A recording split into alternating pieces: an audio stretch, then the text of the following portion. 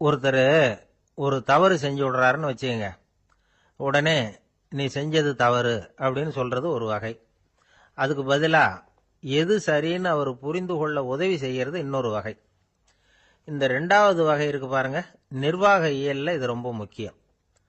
அலுவலகத்தில் வேலை பார்க்குற ஒருத்தர் முக்கியமா தெரிஞ்சுக்க வேண்டியது என்ன தெரியுமா? சக ஊழியர்கள் கிட்ட எப்படி பழகணும், மேலதிகாரிகள் கிட்ட எப்படி பழகணும், தனக்கு கீழே வேலை செய்கிறவங்க கிட்ட எப்படி பழகணும், வாடிக்கையாளர்கள் கிட்ட எப்படி பழகணும், இவங்க எல்லார்கிட்டையும் செம்மையான உறவை ஏற்படுத்திக்கிறது எப்படி, இதையெல்லாம் சொல்லிக் கொடுக்குற பாடம் தான் இன்டர் பர்சனல் ஸ்கில், திறமையான உறவு அப்படிங்கிறது. எந்த வேலையில் இருந்தாலும் சரி, இந்த உறவுகளை வளர்க்கும் திறன் உள்ளவங்க சீக்கிரம் முன்னுக்கு வந்துடுறாங்க. மற்றவங்க கிட்ட உறவை பலப்படுத்திக்கிறது எப்படி அப்படின்னு தெரிஞ்சுக்கிட்டோம்னா எந்த ஒரு தடையையும் சுலபமா தாண்டி செய்யற தொழிலில் முன்னுக்கு வந்துடலாம். ஹார்வர்டு பல்கலைக்கழகத்தில் ஒரு கணக்கெடுப்பு பண்ணி பார்த்தாங்களாம்.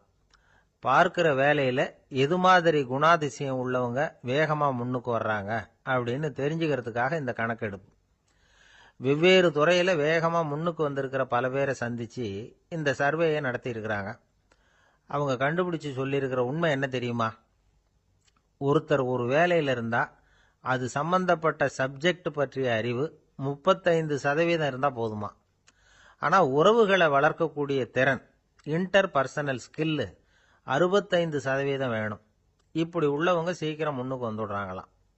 அதனால ஒருத்தருக்கு வேலை சரியா புரியலைன்னா கூட விவரமா மற்றவங்க கிட்ட பழகிறது எப்படின்னு புரிஞ்சா போதும், அவர் முன்னுக்கு வந்துடலாம். அலுவலகங்களில் மட்டும் இல்லை, எல்லா இடங்கள்லையும் இது ரொம்ப முக்கியம். வீட்டுக்குள்ளேயும் இது ரொம்ப முக்கியம், வீட்டுக்கு வெளியேயும் இது முக்கியம். அடுத்தவங்க கிட்ட பழகிறது எப்படிங்கிறத தெரிஞ்சுக்காதவன் வாழ்க்கையில முன்னேற முடியாது. இன்னைக்கு ஆயுதங்களால காயப்படுத்தி கொள்ளுகிறவர்களை விட வார்த்தைகளால காயப்படுத்தி கொள்ளுகிறவர்கள் தான் அதிகம். பெரியவங்க என்ன சொல்றாங்க தெரியுமா? நீங்க இந்த பூமியில பிறந்ததன் அர்த்தம் பூர்த்தி ஆகணும்னா அடுத்தவங்களுக்கு உதவி பண்ணுங்க. அடுத்தவங்களுக்கு உதவி செய்ய முடியாவிட்டால் கூட பரவாயில்லை, ஆனால் யாரையும் புண்படுத்தி விடாதீங்க அப்படின்னு சொல்றாங்க. எனக்கு தெரிஞ்ச ஒருத்தர் ஒரு அலுவலகத்தில் வேலை பார்க்கிறார். அவர் சொல்லுவார், எனக்கு இந்த இன்டர் பர்சனல் ஸ்கில் ரொம்ப அதிகம் சார். சக ஊழியர்கள் கிட்ட ரொம்ப சுமூகமாக நடந்துக்குவேன்.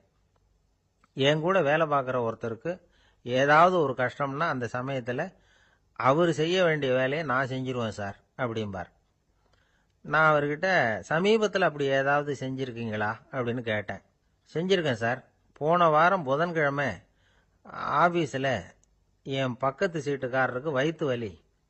உடனே நான் மெடிக்கல் லீவ் போட்டுட்டு எங்கள் வீட்டுக்கு போயிட்டேன் சார் அப்படின்னா. ஒரு மனுஷனுக்கு 3 விதத்தில் கர்வம் உண்டாகிறதுக்கு வாய்ப்பு உண்டு. பணம், பதவி, புகழ். பணம் அதிகமாக வந்தால் கர்வம் வரலாம், பதவி பெருசாக வந்துட்டுதுன்னா கர்வம் வரலாம், புகழ் அதிகமாக போனாலும் கர்வம் வரலாம். இந்த 3 வகையான கர்வத்துக்கும் இடம் கொடுக்காம இருக்கிறாங்க பாருங்க, அவங்க தான் சிறந்த மனிதர்கள். ஒரு பெரிய பொறுப்பில் இருக்கிறவங்களுக்கு கர்வம் வந்துடக்கூடாது. அப்படி வந்துட்டுதுன்னா அது எல்லாருக்கும் இடைஞ்சல். ஒரு ராஜா இருந்தார். அவர் ஒரு நாள் தன்னுடைய தலைநகரத்தை சுற்றி வந்துகிட்டு இருந்தார். ஒரு இடத்துல ஒரு அழகான நிலத்தை பார்த்தார். ஆஹா, இந்த இடத்துல நமக்குன்னு ஒரு மாளிகையை கட்டினா எவ்வளவு நல்லா இருக்கும் அப்படின்னு நினைச்சார். ராஜா நினைச்சா அது முடியாத காரியமா? சரி, இந்த நிலம் யாருக்கு சொந்தம்னு விசாரிங்க அப்படின்னார் பக்கத்தில் இருந்தவங்க கிட்ட. அவங்கெல்லாம் ஓடி போய் விசாரிச்சாங்க. அந்த இடம் ஒரு வயசான கிழவிக்கு சொந்தம், வயசான அம்மாவுக்கு சொந்தமா. அந்த அம்மா தான் அதில் ஒரு குடிசையை போட்டு குடியிருந்துட்டு இருக்கிறாங்க. சரி, அந்த நிலத்துக்கு ஒரு விலையை நிர்ணயம் பண்ணி அதை அந்த வயசான அம்மா கிட்ட கொடுத்துருங்கோ அப்படின்னு உத்தரவு போட்டார் ராஜா. ஆனால் அந்த அம்மா, இது எங்கள் பூர்வீக இடம், இதை விற்க மாட்டேன் அப்படின்னு சொல்லிவிட்டுது. சரி, 2 பங்கு விலை கொடுக்குறோம்னு சொல்லி பாருங்க அப்படின்னாங்க. அப்படியே சொன்னாங்க அரண்மனை ஆட்கள். அதுக்கும் சம்மதிக்கலை அந்த அம்மா.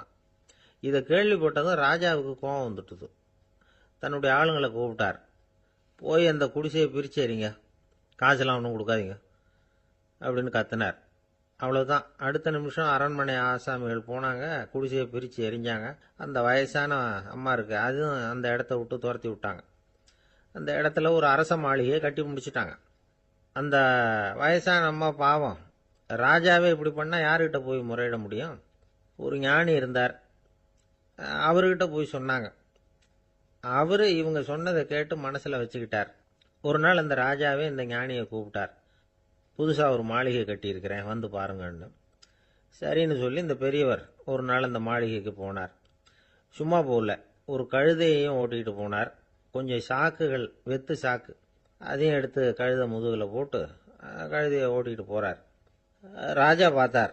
அவருக்கு இது ஆச்சரியமா இருந்தது. என்ன இது, மாளிகைக்கு வந்துட்டு போங்கன்னு கூப்பிட்டா கழுதை சாக்கு இதெல்லாம் கொண்டு வராரே, ஒன்றும் புரியலையேன்னு நினைச்சார். எதுக்காக இதெல்லாம்னு கேட்டார். அரசருடைய தோட்டத்திலிருந்து கொஞ்சம் மண் எடுத்துகிட்டு போகிறதுக்கு ஆசைப்படுறேன், அதுக்கு நீங்கள் அனுமதி கொடுக்கணும் அப்படின்னாரு இவர். இது என்ன வேடிக்கையான கோரிக்கையாக இருக்குது அப்படின்னு நினைச்சார் ராஜா. இருந்தாலும் மண்ணு தானே கேட்குறாரு, எடுத்துகிட்டு போகட்டுமே அப்படின்னு நினைச்சார். சரின்னு அனுமதி கொடுத்தார். அந்த பெரியவர் தோட்டத்துக்கு போனார், மண்ணை வெட்டினார், சாக்கில் போட்டு நிரப்புனார். ராஜாவை கொஞ்சம் கிட்ட வாங்கன்னு கூப்பிட்டார். இந்த மண் மூட்டையை தூக்கி கழுதையோட முதுகில் வைக்கணும், கொஞ்சம் உதவி பண்ணுங்கன்னார். ஓ பண்ணுறேனே அப்படின்னு சொல்லி ராஜா கிட்ட போனார். மூட்டையை தூக்கி பார்க்குறாரு, முடியல, திணறி போயிட்டார். இப்போ அந்த ஞானி பேசினாராம். அரசே, இந்த ஒரு சாக்கு மண்ணையே உங்களால் தூக்க முடியல, அந்த கிழவிகிட்ட இருந்து அந்த அக்கிரமமா அபகரிச்ச இந்த தோட்டம் பூராவையும் சுமக்கணும்னு ஆசைப்படுறீங்களே, அது உங்களால் முடியுமா அப்படின்னு கேட்டாராம். ராஜா யோசனை பண்ண ஆரம்பித்தார். தன்னுடைய செயலுக்காக வருத்தப்பட்டாராம். அந்த வயசான அம்மாவை உடனடியாக வரவழைச்சார். தாயே, தப்பு பண்ணிட்டேன், என்னை மன்னிச்சுக்குங்க, இன்னையிலேருந்து இந்த மாளிகையும் தோட்டமும் உங்களுக்கு தான் சொந்தம் அப்படின்னு சொல்லிவிட்டாராம். போகிறப்ப இந்த உலகத்திலேருந்து என்னத்தை எடுத்துகிட்டு போக போகிறோம், அதனால் ரொம்பவும் அலட்டிக்க வேண்டியதில்லை, கர்வப்பட வேண்டியதில்லை அப்படிங்கிறது ஒரு பெரிய உபதேசம். ஒரு பெரிய மனுஷன் சாக கிடந்தார், ரொம்பவும் அழுதார். ஏன் அழறீங்க அப்படின்னு கேட்டாங்க சுற்றி இருந்தவங்க. நான் சாகிறதுக்காக கவலைப்படலை, நான் நம்ம ஜனங்களுக்காக எவ்வளவோ காரியம்லாம் செஞ்சுக்கிட்டு வந்தேன். நான் செஞ்சுக்கிட்டு வந்த சேவையை இனிமேல் யார் செய்ய போகிறாங்க, அது யாரால முடியும், அதை நினச்சி தான் அழறேன் அப்படின்னாராம். ஒருத்தர் முன்னாடி வந்தார். அதுக்காக நீங்கள் கவலைப்படாதீங்க, உங்கள் சேவையை தொடர்ந்து செய்யறதுக்கு என்ன மாதிரி இளைஞர் பட்டாலும் தயாராக இருக்கு, இருந்தாலும் எங்கள் கவலை என்னன்னா அப்படின்னு இழுத்தார். என்ன சொல்லுங்கன்னு கேட்டார் அவர். நீங்கள் இதுவரைக்கும் என்ன சேவை செஞ்சுக்கிட்டு வந்தீங்க, அதுதான் எங்களுக்கு இன்னமும் புரியாத புதிராக இருக்கு அப்படின்னாராம் அவர். இந்த காலத்து புள்ள ஒருத்தன் தன்னோட அப்பாவை பார்த்து சொன்னான், அப்பா, நான் உனக்கு உதவி செய்யலாம்னு நினைக்கிறேன், என்ன உதவி செய்யணும்னு சொல்லு அப்படின்னா. நீ சும்மா இருந்தா அதுவே எனக்கு செய்கிற பெரிய உதவிடா அப்படின்னார் அப்பா. சும்மா இருக்கிறதும் ஒரு உதவி தான், அது மாதிரி மௌனமும் ஒரு சமூக சேவை தான் அப்படிங்கிறார் காஞ்சி பெரியவர். நமக்கு 5 புலன்கள் இருக்கு, மெய், வாய், கண், மூக்கு, செவி. இந்த 5லேயும் அதிகப்படியான வேலை எதுக்குன்னு நினைக்கிறீங்க? வாய்க்கு தான். ஏன்னா அதுக்கு 2 வேலை. இப்போ கண்ணுக்கு பார்க்கறது மட்டும்தான் வேலை, காதுக்கு கேட்கறது மட்டும்தான் வேலை, மூக்குக்கு வாசனை அறியறது தான் வேலை, உடம்புக்கு உணர்றது மட்டும்தான் வேலை. ஆனால் வாய் அப்படி இல்லை, அதுக்கு 2 வேலை, சாப்பிட்றதும் அதுதான், பேசுறதும் அதுதான். அதாவது வாய் ஒன்று தான் கர்மேந்திரியமாகவும் இருக்குது, ஞானேந்திரியமாகவும் இருக்குது அப்படின்னு சொல்லுவாங்க. சாப்பாட்டில் உட்காந்தா எந்தெந்த ஆகாரம் என்னென்ன ருசின்னு அறிவிக்கிற வேலையும் செய்யுது. சபையில் உட்காந்தா பாடுறது, பேசுறது, சிரிக்கிறது, இது மாதிரியான வேலையும் செய்யுது. இன்னொரு வித்தியாசம், கண்ணு, காது, மூக்கெல்லாம் ஸ்ட்ரெயின் பண்ணிக்கிட்டு வேலை செய்கிறதில்ல. ஒரு ரோஜா பூ பார்த்தா உடனே மூக்கு அப்படியும் இப்படியும் அசைய ஆரம்பிக்கிறதில்ல. ஒரு சங்கீதத்தை கேட்ட உடனே காது ஆட ஆரம்பிக்காது. ஆனால் வாய் அப்படி இல்லை, அது பேசினாலும் சரி சாப்பிட்டாலும் சரி அசைஞ்சு தான் ஆகணும். ஆக மற்றதை விட வாய்க்கு வேலை ஜாஸ்தின்னு தெரியுது. சாப்பிட்றது, பேசுறது அப்படின்னு 2 காரியம் அதுக்கு. இப்படி 2 காரியம் இருக்கிறதுனால அது 2ஐயும் பாதியாக குறைச்சிக்கணுங்கிறது கடவுள் அபிப்பிராயமாக இருக்கணும் அப்படிங்கிறார் காஞ்சி பெரியவர். ஆனால் இப்போ நாம் அப்படியே நடந்துக்கிறோம், அதுக்கு நேர்மாறாக நடந்துக்கிறோம். நாம் சாப்பிட்றதும் அதிகம், பேசுகிறதும் அதிகம், 2 வேலையையும் தேவைக்கு அதிகமாகவே செய்கிறோம். வாய் தான் ரொம்ப ஓவர் ஒர்க்குடு. அதுக்கு ஓய்வு கொடுத்தா உடம்பும் நல்லாயிருக்கும், உலகமும் நல்லாயிருக்கும். மௌன விரதம் இருக்கிறதெல்லாம் எதுக்காக நினைக்கிறீங்க? இதுக்காக தான். இந்த காலத்தில் மௌனமாக இருக்கிறவங்கெல்லாம் மகத்தான தொண்டு செய்கிறாங்க அப்படின்னு தான் சொல்லணும். சத்தம் அதிகமாக போய் தான் சவுண்டு பொல்யூஷன் வருது. அது மட்டும் இல்லை, மௌனமாக இருந்தால் சண்டை சச்சரவே வராது. மௌனம் கலக நாஸ்தி. ஆக இதுவும் ஒரு சமூக சேவை தான். நமக்கு தான் வாய் இருக்குதுங்கிறதுக்காக வசமாக சாப்பிட்றதும் தப்பு, வளவளன்னு பேசுறதும் தப்பு. ஒரு கருத்தை சொல்கிறதுக்கு ஒரே ஒரு சொல்லு போதும் அப்படின்னு இருக்கும்பொழுது 2 சொற்களை செலவு பண்ணாதே. எவ்வளவு சொன்னாலும் அதனால ஒரு பயனும் விளையாது அப்படின்னு தெரிய வருமேயானால் அந்த ஒரு சொல்லையும் விரயம் பண்ணாதே அப்படிங்கிறார் ஒரு அறிஞர். எல்லா குணங்கள்லேயும் மௌனம்தான் சிறந்தது அப்படிங்கிறார் ஒருத்தர். மௌனமா இருக்கிறது மூலமா மற்றவர்கள் குறைகளை நம்மால தெரிஞ்சுக்க முடியும். அதே சமயத்தில் நம்ம கிட்ட இருக்கிற குறைகளை மற்றவங்களுக்கு தெரியாம மறைச்சிக்கவும் முடியுங்கிறார் அவர். உண்மைதானே. ஒரு பெரிய மேடை பேச்சாளர், பொது வாழ்க்கையில் 25 வருஷ காலமாக ஈடுபட்டிருக்கிறவர். அவர் மனைவி ஒரு நாள் சொன்னாங்க, எங்கள் வீட்டுக்காரர் 25 வருஷ காலமாக பொது வாழ்வில் ஈடுபட்டிருந்தா கூட இந்த மாதம் 10ஆம் தேதியிலிருந்து தான் மக்களுக்கு சேவை செய்ய ஆரம்பிச்சிருக்கார் அப்படின்னாங்க ரொம்ப பெருமையாக. 10ஆம் தேதிக்கு அப்படி என்ன விசேஷம் அப்படின்னு கேட்டோம். அன்னையிலேருந்து தான் அவர் மேடையில் பேசுகிறத நிறுத்தினார் அப்படின்னாங்க அந்த அம்மா. ஒரு சீன தேசத்து அரசர் இருந்தார். அவருக்கு வயசாயிட்டுது. அவருக்கு அடுத்தபடியாக அவருடைய புள்ள பட்டத்துக்கு வரணும், ஆட்சி பொறுப்பை ஏற்றுக்கணும். ஒரு நல்ல தலைவனுக்கு இருக்க வேண்டிய பண்புகள்லாம் தன்னுடைய மகனுக்கு இருக்கணும்னு விரும்பினார் அந்த அரசர். அதனால் இளவரசனை பக்கத்தில் இருந்த ஒரு குரு கிட்ட அனுப்புனார். இளவரசன் அவர்கிட்ட போய் சேர்ந்தான். அந்த குரு என்ன பண்ணார் தெரியுமா? இவனை பார்த்து சொன்னார், இதை பாருப்பா, நீ என்ன பண்ணுற, இப்போவே பக்கத்தில் இருக்கிற காட்டுக்கு போ, நடுக்காட்டில் போய் ஒரு இடத்துல உட்காந்துக்கோ. அங்கே என்னென்ன சத்தம்லாம் உன் காதில் விழுதுன்னு கவனிச்சு கேளு. உன் காதில் விழுந்த ஓசைகள் என்னென்னங்கிறத என்கிட்ட வந்து சொல்லு, அதுதான் எனக்கு தெரியணும், உனக்கு வேலையும் அதுதான் அப்படின்னு சொல்லி அனுப்பி வச்சுட்டார். இளவரசன் காட்டுக்கு போனான். குரு சொன்னபடியே ஒரு இடத்துல உட்காந்து கவனித்து கேட்டான். அதுக்கப்புறம் குரு கிட்ட திரும்பி வந்தான். என்னென்ன சத்தம்லாம் கேட்ட அப்படின்னு கேட்டார் குரு. குருவே, காட்டில் நான் பறவைகள் சத்தம்லாம் கேட்டேன், மிருகங்களின் ஓசையையும் கேட்டேன், இதை தவிர இடி மின்னல் மழை இதுகளோட சத்தத்தையும் கேட்டேன் அப்படின்னா. குரு யோசனை பண்ணார், நீ இன்னமும் சரியாக கேட்கல, அதனால் மறுபடியும் காட்டுக்கு போ, கொஞ்ச நாள் தங்கியிருந்து கேட்டுட்டு வா அப்படின்னார். இளவரசனுக்கு ஒன்றும் புரியல. இருந்தாலும் குருவின் கட்டளையாச்சே, மறுக்க முடியுமா? உடனே அவன் மறுபடியும் காட்டுக்கு போனான். ஒரு இடத்துல உட்காந்தான். கொஞ்ச நேரம் உன்னிப்பாக கவனித்து கேட்டான். சில நாள் கழித்து குரு கிட்ட திரும்பி வந்தான். குருவே, இந்த தடவை சில துல்லியமான சத்தங்களை எல்லாம் கேட்டான். தேனீ பறக்கிற சத்தம், நீரோடையின் மெல்லிய ஓசை, இதெல்லாம் கேட்டேன்னா. குரு சிரிச்சார். நீ மறுபடியும் காட்டுக்கு போ, இன்னும் சில நாள் அங்கே இரு, முழுமையாக கவனமாக கேட்டுக்கிட்டு வா அப்படின்னு சொல்லி அனுப்பி வச்சுட்டார். இளவரசனுக்கு குழப்பம் அதிகமாயிட்டுது. ஒன்றுமே புரியல. மறுபடியும் காட்டுக்கு போனான். மௌனமாக ஒரு இடத்துல உட்காந்துட்டான். அப்படியே தியானத்தில் ஆழ்ந்துட்டான். சில நாளில் அவனுக்கு இதுவரை கேட்காத ஓசைகள்லாம் கேட்க ஆரம்பிச்சிட்டுது. இதைத்தான் நான் கேட்கணும்னு என்னுடைய குரு எதிர்பார்த்துருக்கிறாருங்கிறத புரிஞ்சுக்கிட்டான். உடனே குரு கிட்ட ஓடனான். குருவே, இந்த தடவை காதுகளுக்கு கேட்க முடியாத சில ஓசைகளை கூட என்னால் உணர முடிஞ்சுது. பூ மலருகிற ஓசை, சூரியனால் பூமி சூடாகிறப்போ எழுகிற ஓசை, காலை பனித்துளி இந்த புல்லுலாம் குடிக்கிற ஓசை, இது எல்லாம் என்னால் நல்லா கேட்க முடிஞ்சுது அப்படின்னா. குருவுக்கு இப்போதான் திருப்தி ஏற்பட்டுதான். இளவரசனை பார்த்து சொன்னார், இதை பாருப்பா, இப்போதான் நாட்டை ஆளுகிற தகுதி உனக்கு வந்திருக்குது அப்படின்னு சொல்லி அதுக்கு விளக்கமும் கொடுத்தாராம். எந்த அரசன் தன்னுடைய மக்களின் இதயம் பேசுகிற மௌன மொழியை, மௌன வார்த்தைகளை கேட்குறானோ அவன்தான் ஆள தகுதி உள்ளவன். எந்த அரசன் தன்னுடைய மக்களின் உணர்ச்சிகளை உண்மையாக உணர்றானோ அவன்தான் முதன்மையான அரசன்.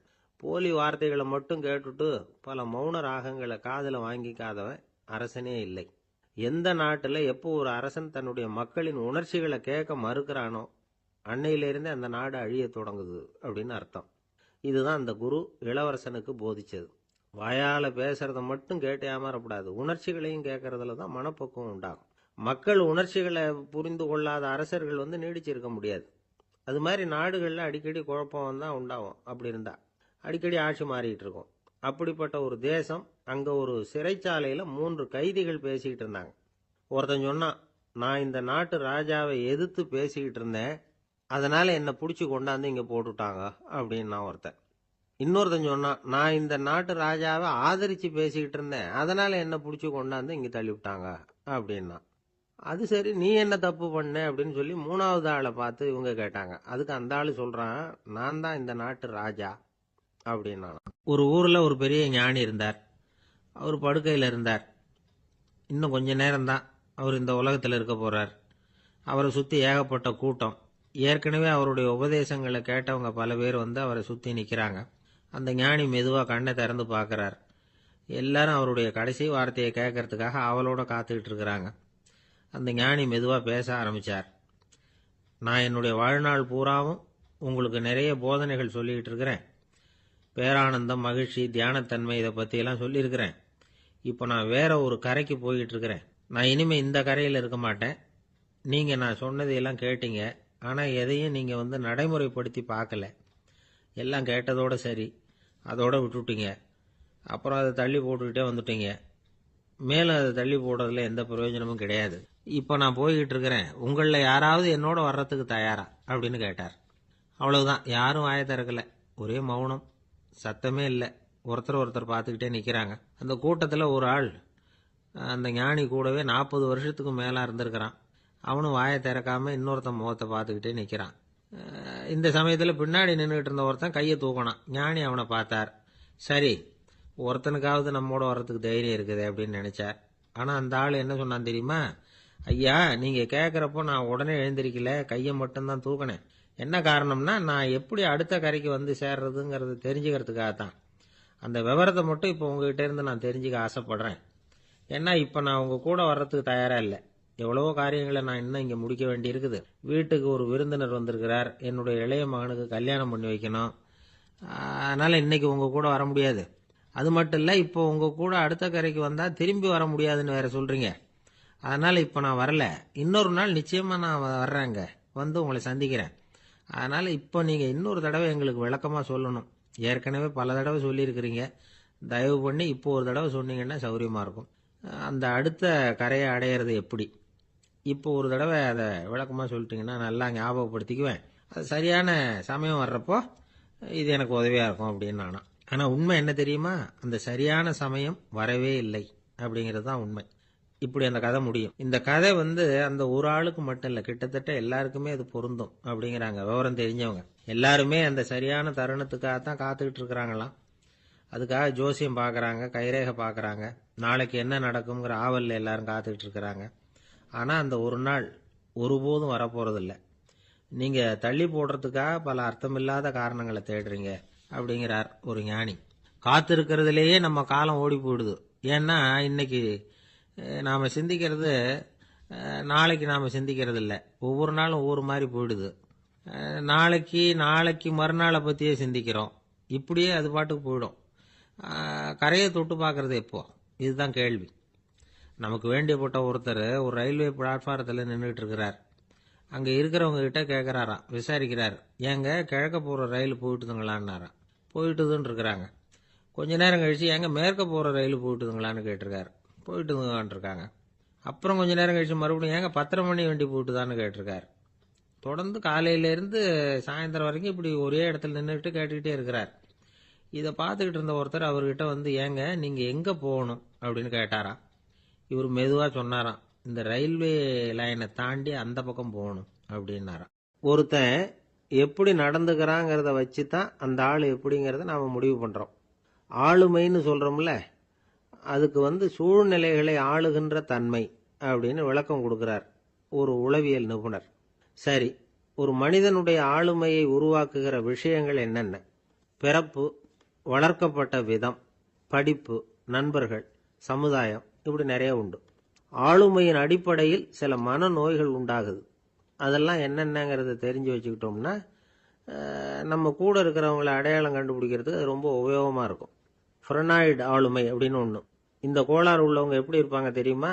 அதிக உணர்ச்சி, சந்தேகம், பொறாமை இதெல்லாம் அதிகமாக இருக்கும். வளைஞ்சு கொடுக்க மாட்டாங்க.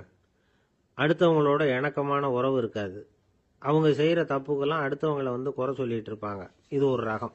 அடுத்தது ஸ்கிசாய்டு ஆளுமை அப்படின்னு சொல்கிறாங்க. இந்த கோளாறு உள்ளவங்க அடுத்தவங்களோட பழக கூச்சப்படுவாங்க. சின்ன வயசுலேயே இது ஆரம்பமாயிடுது. பகல் கனவுலேயே சஞ்சரிப்பாங்க. அவங்களுடைய விரோதம், கோபம் இதை கூட வெளியில் காட்டிக்க முடியாமல் இருப்பாங்க. இவங்களுக்கு அகமுகம், பிரச்சனைகள்லேருந்து ஒதுங்கி எதுலேயும் ஈடுபாடு இல்லாதவங்களா இருப்பாங்க. இப்படி ஒரு ரகம். அடுத்தது சைக்ளோதமிக் ஆளுமை அப்படின்னு சொல்கிறாங்க. அது என்னன்னா, உணர்ச்சிகளில் ஏற்றத்தாழ்வு அதிகமாக இருக்குமா. சில சமயம் பார்த்தா மகிழ்ச்சியாக இருப்பாங்க, சில சமயம் சோகமாக உட்காந்துருப்பாங்க. அவங்க மனநிலைக்கு தகுந்த மாதிரி சமூக நிகழ்ச்சிகளில் பங்கெடுத்துக்குவாங்க. இன்னொரு வகை என்னன்னா, எண்ண பீடிகை ஆளுமை அப்படின்னு பேர் வச்சிருக்கிறாங்க. அதுக்கு இவங்களுக்கெல்லாம் கரெக்டாக இருக்கணும். எல்லாம் சட்டத்திட்டம், இதுலேயும் ஒரு ஒழுங்குமுறை, இப்படி எதிர்பார்க்குற மனோபாவம். இவங்க எதிர்பார்ப்புக்கும் வரன்முறைக்கும் மற்றவங்க கட்டுப்படணும்னு நினைப்பாங்க.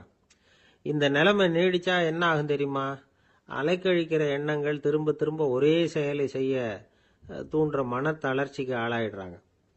அடுத்தது ஹிஸ்டீரியா ஆளுமை. சின்ன விஷயத்தையெல்லாம் பெருசுபடுத்தி நாடகமாக்குற நடிகர்கள் இவங்க. உணர்ச்சி அதிகம் உள்ளவங்க. இவங்க மன எழுச்சியில் பக்குவமின்மை, குழந்தைத்தனம், முதிர்ச்சியின்மை எல்லாம் இருக்கும். தன்னலம் மிக்க குணம். பிறர் தன்னை மட்டுமே கவனிக்கணும்னு நினச்சி செயல்படுறது, இதெல்லாம் இவங்க அடையாளம். அடுத்த ரகம் எப்படின்னா வளர்ச்சியற்ற ஆளுமைன்னு சொல்கிறாங்க. அடுத்தவங்களோட இணங்கி போக முடியாதவங்க, அறிவு, மன எழுச்சி, சமூக உறவு இதில் எல்லாம் போதுமான வளர்ச்சியையும் நிறைவையும் பெற முடியாதவங்க. இவங்களால வாழ்க்கையில் முன்னேற முடியாது. பிச்சைக்காரங்க, குற்றவாளிகள் இவங்க கிட்டெல்லாம் இது மாதிரியான ஆளுமை அதிகமாக இருக்குமா. அடுத்தது என்னென்னா சோர்வுடைய ஆளுமை. எதுலேயும் உற்சாகம் இல்லாமல் சோர்ந்து போயிருப்பாங்க. அதுக்கெல்லாம் நமக்கு வலிமை இல்லைப்பா அப்படின்னு சொல்லிட்டு இருப்பாங்க. சின்ன விஷயங்களுக்கெல்லாம் அதிர்ச்சி அடையிறது, வாழ்வின் சுவையை அனுபவிக்க முடியாதவங்க. இன்னொரு ரகம் இது கொதித்தெழும் ஆளுமைங்கிறாங்க. எதுக்கு எடுத்தாலும் ஆத்திரம், குரோதம், வன் செயல் இதுல எல்லாம் ஈடுபாடு இப்படி உள்ளவங்க. நத்தை வகை ஆளுமை அப்படின்னு ஒன்று. அடுத்தவங்க மேலே விரோதம் இருக்கும், அடிக்கணுங்கிற எண்ணம் இருக்கும். ஆனால் அதை அப்படியே வெளியில் காட்டாமல் அதே சமயம் அமைதியான முறையில் வெறுப்பை வெளிக்காட்டுற ரகம். இவங்கெல்லாம் பேசாமல் கம்முன்னு இருந்துக்கிட்டே நினைச்சதை நிறைவேற்றிக்கிறவாங்க. முன்ஜாக்கிரதை ஆளுமை அப்படின்னு ஒரு ரகமா. பாதுகாப்பின்மை, சந்தேகம், முழுமையின்மை, அறவேக்காட்டுத்தனம் இந்த மனப்போக்கு அதிகமாக இருக்கிறதுனால அகம்பாவம், புடிவாதம், எச்சரிக்கை எல்லாம் அளவுக்கு மீறி இருக்கும். இதுவரைக்கும் நாம் பேசிக்கிட்டு இருந்த ஆளுமை பண்புகள் அளவுக்கு அதிகமாக போயிட்டுதுன்னா ஆளுமை கோளாறுகள் ஏற்படும். அதன் அடிப்படையில் மனவியாதிகள் வருமா. அதனால் இணக்கமான, எல்லாரும் விரும்புகிற இயல்பான ஆளுமையை பெறுவதற்கு நாம் முயற்சி செய்யணும் அப்படிங்கிறது மனோதத்துவ நிபுணர்களுடைய ஆலோசனை. ஒருத்தர் ஒரு மனோதத்துவ டாக்டரை தேடிட்டு வந்தாராம். டாக்டர், எனக்கு மனசில் ஏதோ வியாதி, ஆளுமை கோளாறு, அதாவது எனக்கு சீக்கிரமாக செத்து போனால் தேவையில்லைன்னு தோணுது அப்படின்னாராம். உடனே அந்த டாக்டர், சரி அப்படின்னா இங்கே இருங்க, நான் வைத்தியம் பார்க்குறேன் அப்படின்னு. ஒரு நண்பர் அவர்கிட்ட பேசிக்கிட்டு இருந்தேன். மனித உறவுகள் பற்றி அவர் சொல்லிகிட்டு இருந்தார். அமெரிக்காவில் தந்தை மகன் உறவு எப்படி இருக்குது அப்படிங்கிறத விளக்கிறதுக்கு அவர் ஒரு கதையை சொன்னார். ஒரு அப்பா பகல் பூராவும் அலுவலகத்தில் வேலை, ஓடி ஆடி உழைச்சிக்கிட்டு களைச்சி போய் ராத்திரி 10 மணிக்கு மேலே வீடு திரும்பினான். வீட்டு வாசலில் அவரோட மகன் காத்துக்கிட்டு இருக்கிறான். இன்னமும் தூங்கலை. அப்பாவை வாசல்லையே தடுத்து நிறுத்தி, அப்பா உனக்கு சம்பளம் எவ்வளவு அப்படின்னு கேட்குறான். ஏற்கனவே ஆஃபீஸ் பிரச்சனைகளால் அலுத்து போய் திரும்புகிற அப்பாவுக்கு கோவம் வந்துடுது. என்னடா இப்படிலாம் கேளுன்னு உங்கள் அம்மா உனக்கு சொல்லி கொடுத்தாளா அப்படின்னு சொல்லிட்டு உள்ளே போய் சட்டையை கட்டி மாட்டிவிட்டு குளிச்சுவிட்டு மறுபடியும் வெளியில் உடையை மாற்றுகிற சமயம் அப்போ மறுபடியும் மகன் உள்ளே நிற்கிறான் அவர் முன்னாடியே. அப்பா உனக்கு எவ்வளவு சம்பளங்கிறான் மறுபடியும். அப்பாவுக்கு எரிச்சல் அதிகமாகிட்டுது. மணிக்கு $20 போதுமா அப்படின்னார். அப்படின்னா எனக்கு ஒரு $10 தர முடியுமான்னா மகன். இதுக்கு தான் என் சம்பளம் எவ்வளவுன்னு கேட்டியா? 2ஆம் வகுப்பு படிக்கிற உனக்கு எதுக்குடா $10 அப்படின்னு கத்திவிட்டு தொலைக்காட்சி பெட்டியின் முன்னாடி போய் உட்காந்துக்கிட்டு ஏதோ நிகழ்ச்சியை பார்க்க ஆரம்பிச்சிட்டார். கொஞ்ச நேரம் கழித்து மறுபடியும் மகன் நிற்கிறான். அப்பா ப்ளீஸ் எனக்கு ஒரு $10 கொடுக்க முடியுமா? மகனுடைய கண்களில் கண்ணீர். என்னடா அவன் கண்ணீரை காட்டி காரியம் சாதிக்கலாம்னு பார்க்குறியா? ஒரு காசு கூட கொடுக்க மாட்டான் போ அப்படின்னு விரட்டி விட்டான். மகன் கண்ணீரை தொடச்சிக்கிட்டே கண்ணை தொடச்சிக்கிட்டு பேசாமல் போய் படுத்துக்கிட்டானா. கொஞ்ச நேரம் ஆச்சு. அப்பாவோட கோபம் கொஞ்சம் கொஞ்சமாக குறைஞ்சிது. பிள்ளைகிட்ட கோபமாக கத்துனது தப்பு தாங்கிறது புரிஞ்சுது அவனுக்கு. எழுந்திரிச்சு போனான், படுக்கை இறக்கி போனான். மகனை பார்த்தான். அவன் தலையணையை கட்டி பிடிச்சிக்கிட்டு அழுதுகிட்டு இருக்கிறான். அவனை மெல்ல நெருங்கி அவங்ககிட்ட எதமாக பேசுறதுக்கு ஆரம்பித்தானான். எதுக்குடா உனக்கு $10 பள்ளிக்கூடத்தில் கேட்டாங்களா அப்படின்னு கேட்டானான். மகன் சொல்லியிருக்கான், இல்லை டாடி, உனக்கு 1 மணி நேரம் சம்பளம் $20ன்னு சொன்னேன். நீ ஏற்கனவே எனக்கு கொடுத்த பாக்கெட் மணி $10 என்கிட்ட இருக்கு. இப்போ நீ இன்னொரு $10 கொடுத்தீங்கன்னா அதையும் சேர்த்து $20 ஆகிடும். அந்த $20 நான் உனக்கு கொடுத்துருவேன். அப்படி கொடுத்தா நீ என் கூட 1 மணி நேரம் செலவழிப்ப இல்லையா? அதுக்காக தான் $10 கேட்டேன் அப்படின்னு சொன்னானான். அந்த அப்பா கண்ணு கலங்கி போச்சான். ஆதரவோடு தன்னுடைய மகனை கட்டி பிடிச்சி அழ ஆரம்பிச்சுட்டாராம். இதுதான் நண்பர் சொன்ன கதை. அமெரிக்கா மட்டும் இல்லை, உலகம் பூராவும் இன்னைக்கு மனித உறவுகள் இப்படி தான் மாறிட்டு இருக்கு. பெரியவர்கள் அறிவுரை என்ன தெரியுமா? உங்கள் குழந்தைகளிடமிருந்து குழந்தை பருவத்தை பிரித்து விடாதீர்கள் அப்படிங்கிறது தான். அதாவது இன்றைய குழந்தைகள் தங்கள் பிருந்தாவனத்தை இழந்து விடுகிறார்கள் அப்படிங்கிறது அவங்களுடைய கருத்து. இந்த நிலைக்கு நாம் காரணமாக இருந்துடக்கூடாது. குழந்தைகளோட விளையாடுவோம், குடும்பத்தோட உறவாடுவோம் அப்படிங்கிறது தான் நம்முடைய நோக்கமாக இருக்கணும். இன்றைய உறவு முறைக்கு இன்னொரு உதாரணம் சொல்லுவாங்க. ஒருத்தர் வந்தாராம், அவர் பக்கத்தில் ஒரு சின்ன பையன். நாம் அவரை விசாரிக்கிறோம், யார் இந்த பையன் அப்படின்னா அவர் சொல்கிறார், இவன் எனக்கு தூரத்து உறவு அப்படின்னாராம். இந்த தூரத்து உறவுன்னா எப்படின்னு இருக்கான். இதுக்கு அவன் சொல்லியிருக்கிறான், இவன் எங்கள் அப்பாவுக்கு 8வது புள்ள அப்படின்னானான். ஒரு நண்பர் அவசரமாக என்கிட்ட ஓடி வந்தார். அப்புறம் சொன்னார், என்னால் நம்பவே முடியல சார், என் பையனா அப்படி அப்படின்னு சொல்லி ஆச்சரியப்பட்டார். உங்கள் பையன் அப்படி என்னதான் செஞ்சுட்டான் அப்படின்னு கேட்டேன். என்னால் முடியாத ஒரு காரியத்தை அவன் செஞ்சுட்டான் சார் அப்படின்னார். அது என்னன்னு தான் சொல்லுங்களேன். என்ன 5வது வகுப்பில் அவன் ஒரே தடவையில் தேறிட்டான் சார், அதாவது ஒரே அட்டம்ப்டில் பாஸ் ஆகிருக்கான் அப்படின்னார் மூச்சு வாங்க. கஷ்டப்பட்டு பரீட்சை எழுதுனது அவன், இவருக்கு ஏன் மூச்சு வாங்குது? நம்மால் செய்ய முடியாத ஒரு காரியத்தை இன்னொருத்தர் செய்யும் பொழுது அது நமக்கு ஆச்சரியமாக இருக்குது. சர்க்கஸ் பார்க்குறோம், ஒருத்தர் அந்த இடத்துல தொங்குறார், அது நமக்கு ஆச்சரியம். ஏன்னா அது நம்மால் முடியாத காரியம். நம்மால் முடியாத ஒன்றை அடுத்தவர் எளிதாக செய்யும் பொழுது நாம் மருள்வது இயற்கை. இதை தான் தொல்காப்பியம் மருட்கை அப்படின்னு சொல்லுது. இந்த வியப்பு இருக்குதே, இது 4 வகையில் ஏற்படுறதாக தொல்காப்பியம் சொல்லுது. அது என்ன 4 வகை? முதல் வகை எப்படின்னா, புதுமையான அரிய செயல்களை செய்யறது.